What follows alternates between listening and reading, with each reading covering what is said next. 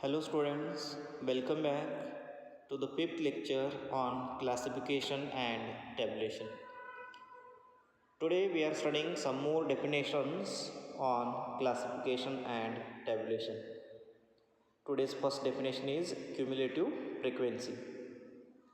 The added up frequencies are called cumulative frequencies. There are two types of cumulative frequencies, that is less than cumulative frequency and more than cumulative frequency. Now let's see what is meant by less than cumulative frequency or LCF. The number of observations or frequencies below a certain limit is called less than cumulative frequency, and the frequency distribution formed for less than cumulative frequencies against upper class limits are called less than cumulative frequency distribution.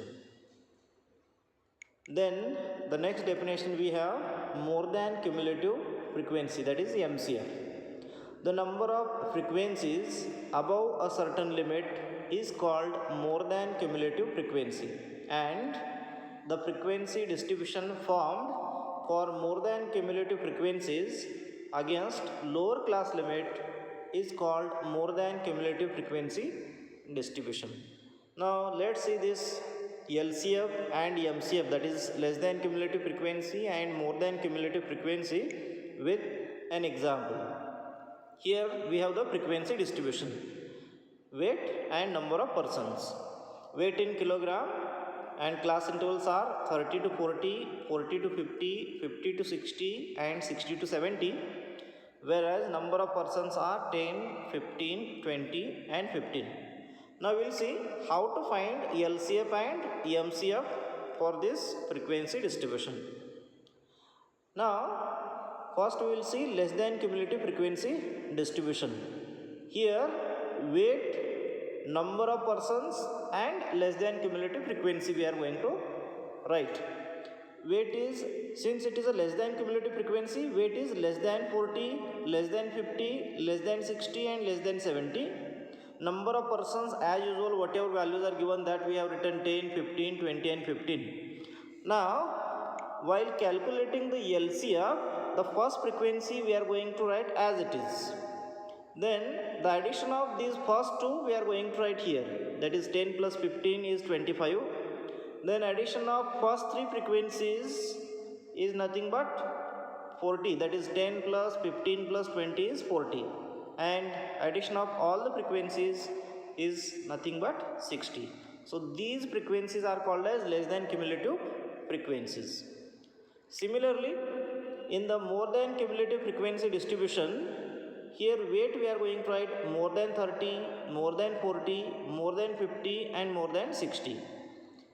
The number of persons whatever given as it is, and then we are going to find more than cumulative frequencies. Here the last frequency we are going to write as it is, that is 15, as it is we have written 15. Then the last two we have to add 15 plus 20, that we have written here 35. Then last three we have to add 15 plus 20 plus 15, and that we have to write here, that is 15 plus 20 plus 15 is 50, and addition of all the four frequencies are 60. So that is the last more than cumulative frequencies, and these all frequencies are MCF, more than cumulative frequencies. Now we will see one more definition, that is frequency density. The frequency per unit of class interval is called frequency density, that is F divided by C. Here F is frequency and C is width of the class, or it is the ratio of the class frequency to the width of the class interval. That is, frequency density is equal to frequency of the class divided by width of the class. That is nothing but frequency density is denoted by D. So D equal to F divided by C. D is frequency density, F is class frequency and C is width of the class. Now let's see how to find frequency density with an example. Here class intervals are given 0 to 10, 10 to 20, 10 to 30, 30 to 50 and 50 to 60 with the frequencies 10, 15, 20 and 15.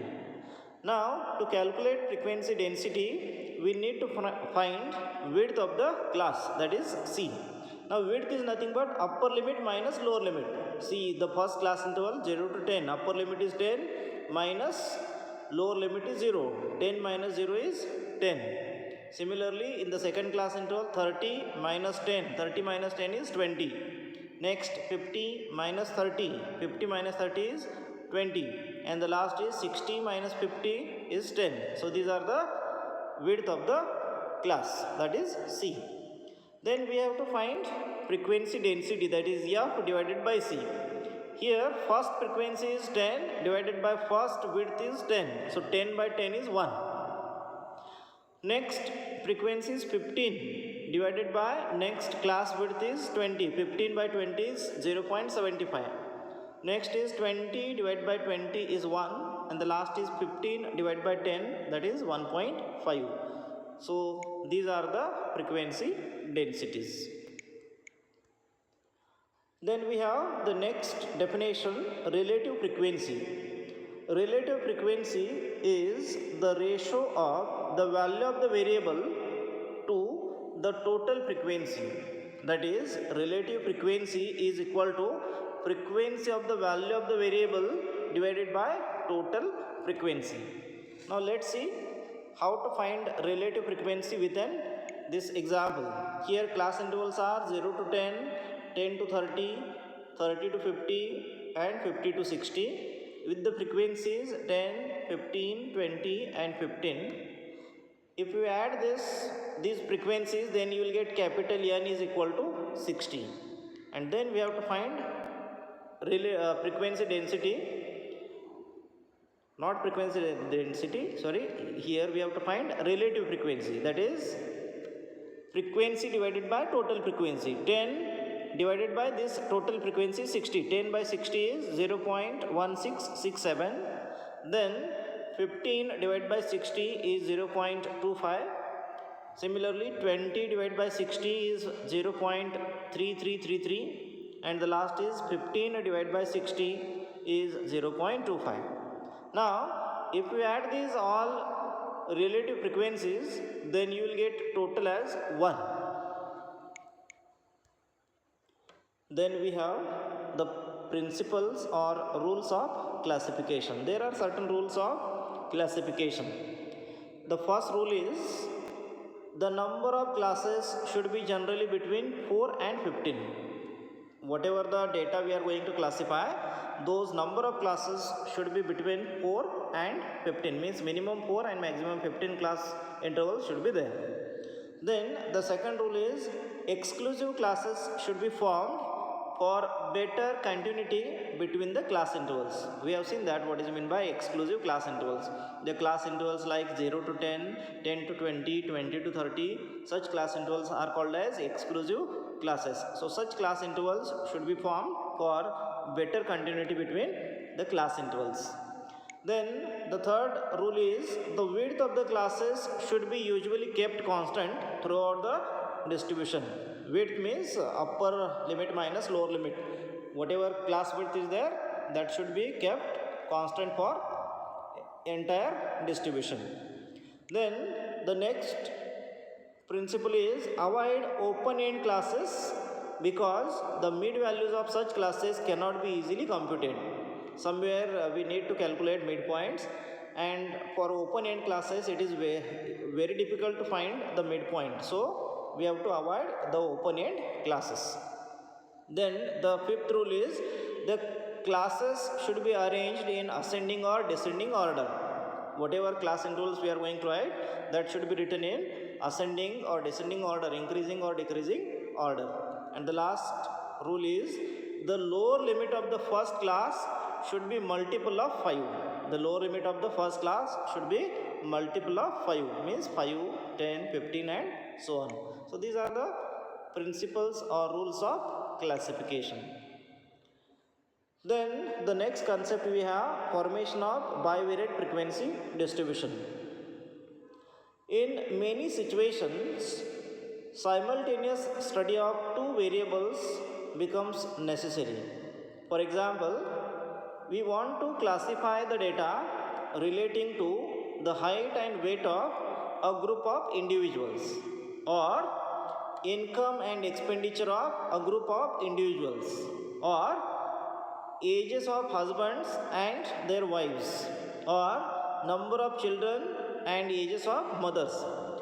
Here we have considered the two characteristics, that is height and weight. In the first example, height and weight, or income and expenditure, or ages of husbands and ages of wives, or number of children and ages of mothers.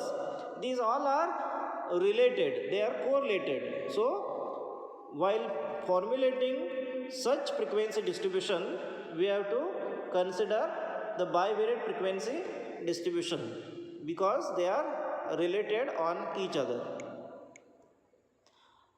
Then we have the definition of bivariate frequency distribution. A frequency distribution formed on the basis of two related variables is called bivariate frequency distribution. In the previous slide we have seen that height and weight, height of the person and weight of the person, they are related, two related variables. So such variables, if we consider, then it is called as bivariate frequency distribution. And the next definition we have marginal frequency distribution. In a bivariate frequency distribution, the frequency distribution of only one of the variables is considered, then it is called marginal frequency distribution. For example, suppose we have the distribution of height and weight of the persons. Then if we consider the frequency distribution of only height, or if we consider the frequency distribution of only weight, then that is called as marginal frequency distribution. So these are some definitions on classification and tabulation. Next class we will solve the examples on this classification and tabulation. Thank you.